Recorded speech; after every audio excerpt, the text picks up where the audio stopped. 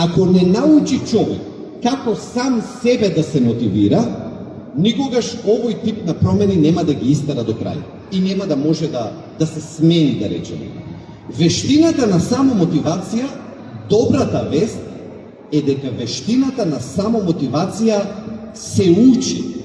Човек може да се научи себе си и да тренира, да речеме, да вежба одредено време и во рок од месец, 2, 3, вештината на самомотивирање да ја развие.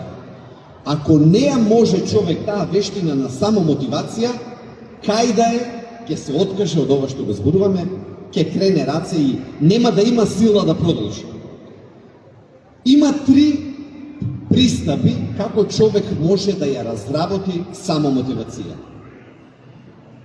Првиот начин, збориме сега како да се самомотивираме да направиме промени за подобар начин на живот.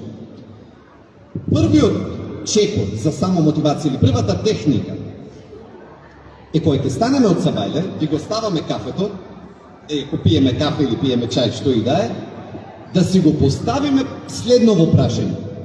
Кому му требам денес да бидам во пол потенцијал? Да бидам најдобар што може. Ако човек си ја постави таа реченица и му стане навика, затоа велам со кафето, оти кафето не можеме да го прескокнеме. Ке боли глава, ке имам проблем. И затоа велам, за некоја веќе воспоставена навика, треба да залепиме нешто што сакаме да го направиме. Еве го тоа прашање што треба да го залепиме со првата голтка на кафето. А тоа е, кому му требам денес да бидам најдобар што може? Зошто го кажувам ова? Само мотивацијата има неколку извори. Овој извор за кој што зборувам тука, тоа е изворот на нашите блиски, на тие за кои што се грижиме, тие кои што ги сакаме. Во нашата култура, во нашиот менталитет, човек ќе направи промени за своето здравје заради близок, нема да направи ради себе. Многу често. И бидејќи знаеме дека таков е нашиот менталитет, затоа со првата голтка сабајле од кафето си го поставуваме прашањето: кому денес му требам да бидам најздрав што можам, најдобар што можам? Таа енергија, тоа ментално поврзување со тие на кои што им требам и кои што мене ми требаат и со кои што сакам да бидам, ќе ни даде енергија на почетокот на денот и после и да го направиме тој доручек, и да го правиме ручекот поздрав, и да испешачиме и да имаме сила. Но клучот на самомотивацијата е дека и таа треба да се развива секој ден.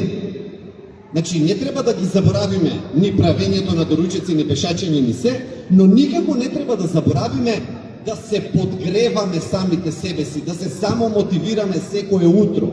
Ако не се самомотивираме, џаба ги правиме другите работи, во еден момент ќе спластеме.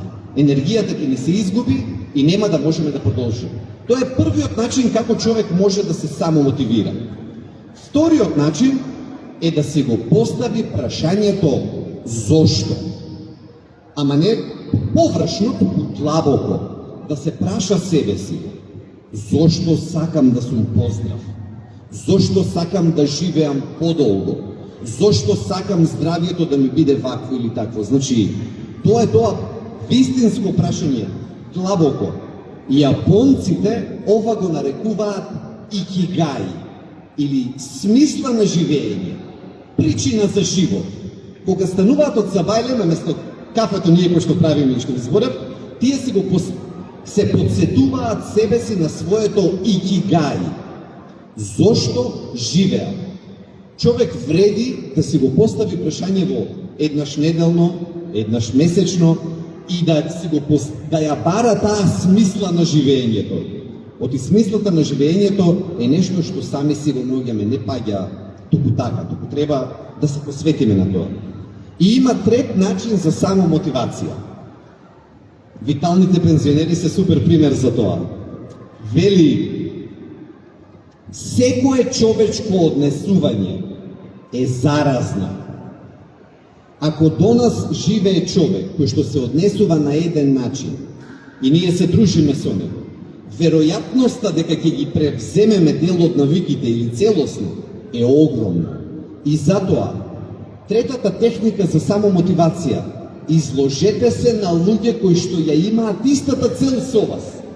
Ако сакате да пешачите, дружете се повеќе со луѓе што пешачат. Ако сакате да се храните поздраво, дружете се со луѓе што се хранат поздраво. Тие се тие три извори, три начини на кои што човек може да ја држи во живот својата самомотивација.